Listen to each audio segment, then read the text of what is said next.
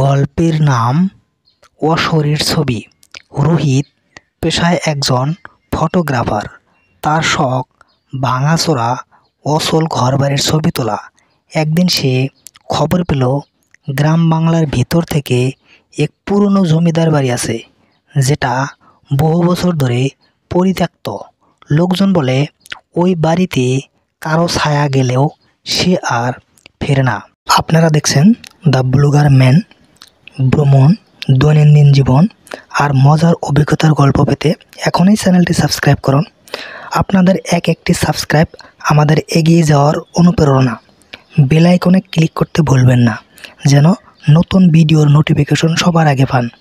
আপনাদের ভালোবাসাই আমাদের শক্তি। ধন্যবাদ দ্য ব্লগার ম্যানের সঙ্গে থাকার জন্য। রোহিত এসব কুসংস্কারে বিশ্বাস করত না, তাই এক গভীর সন্ধ্যায় ক্যামেরা কাঁধে নিয়ে সে ঢুকে পড়ল জমিদার বাড়ির ভিতরে। বাড়িটা যেন হাড় কাঁপানো নীরবতায় ডুবেছিল। ভাঙা দরজা ঠেলে ঢুকতেই চারদিকে মাকড়সার জাল, দেওয়ালে ধুলো আর ভাঙা জানালা দিয়ে চাঁদের আলো আসছিল। রোহিত ফটাফট ছবি তুলতে লাগলো। প্রথমে কিছু অদ্ভুত লাগছিল না, কিন্তু হঠাৎ করে তার ক্যামেরার স্ক্রিনে এক অদ্ভুত ছবি ভেসে উঠল। একজন লম্বা সাদা শাড়ি পরা নারী, যার মুখ স্পষ্ট নয়, কিন্তু তার চোখ দুটো লাল হয়ে জ্বলছিল। রোহিত ভয়ে কেঁপে উঠল, চারদিকে তাকালো, কিন্তু বাস্তবে তো কেউ নেই। আবার ক্যামেরায় ক্লিক করতেই একই রকম ছবি ধরা পড়ল। হঠাৎ উপরের দোতলা থেকে পায়ের শব্দ নামতে শুরু করলো। ধীরে ধীরে যেন কেউ কাঠের সিঁড়ি বেয়ে নিচে আসছে। রোহিতের বুক ধকধক করতে লাগলো। সে ক্যামেরা নামিয়ে দরজার দিকে দৌড় দিতে চাইল, কিন্তু দরজা তখন বন্ধ হয়ে গেছে ভিতর থেকে। হঠাৎ চারদিকের অন্ধকার জমাট বাঁধল। তারপর পিছন থেকে ঠান্ডা বাতাস বয়ে গেল, আর সেই অশরীর নারী ফিসফিস করে বলল, আমার ছবি কেন তুললে? শেষবার রোহিতের ক্যামেরায় ক্লিক শোনা গিয়েছিল। এরপর আর কখনো তাকে দেখা যায়নি। কেবল তার ক্যামেরাটা পড়েছিল বাড়ির বারান্দায়, যেখানে শেষ ছবিতে দেখা যায় সে নিজেই ক্যামেরার ভিতরে বন্দী হয়ে গেছে। গ্রামের এক ছেলে অর্ণব একদিন মাঠের পাশে ভাঙা জমিদার বাড়ির বারান্দায় একটা ক্যামেরা পেল। ক্যামেরাটা ছিল ধুলোয় ঢাকা, কিন্তু অদ্ভুতভাবে একেবারে নতুনের মতো ঝকঝকে। অর্ণব ছবি তোলার শখে ক্যামেরাটা ঘরে নিয়ে এলো। প্রথমে কিছু অদ্ভুত লাগেনি।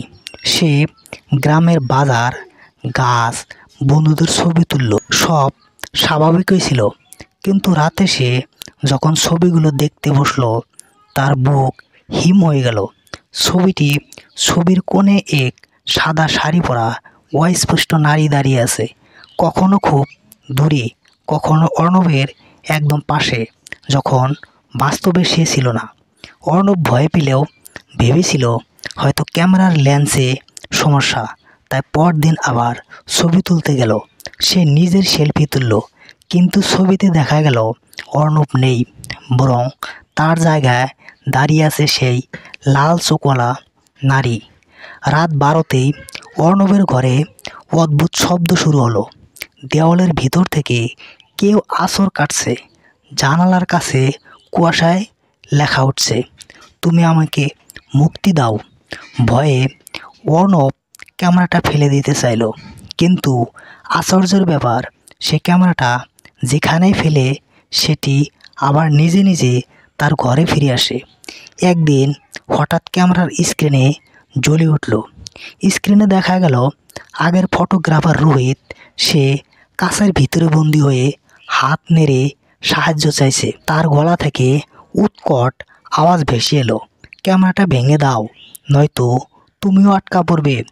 অর্ণব ভয় পেয়ে হাতুড়ি দিয়ে ক্যামেরা ভাঙতে গেল। ঠিক তখনই হঠাৎ ক্যামেরার ভিতর থেকে সাদা শাড়ি পরা সেই নারী বাস্তব জগতে বেরিয়ে এলো।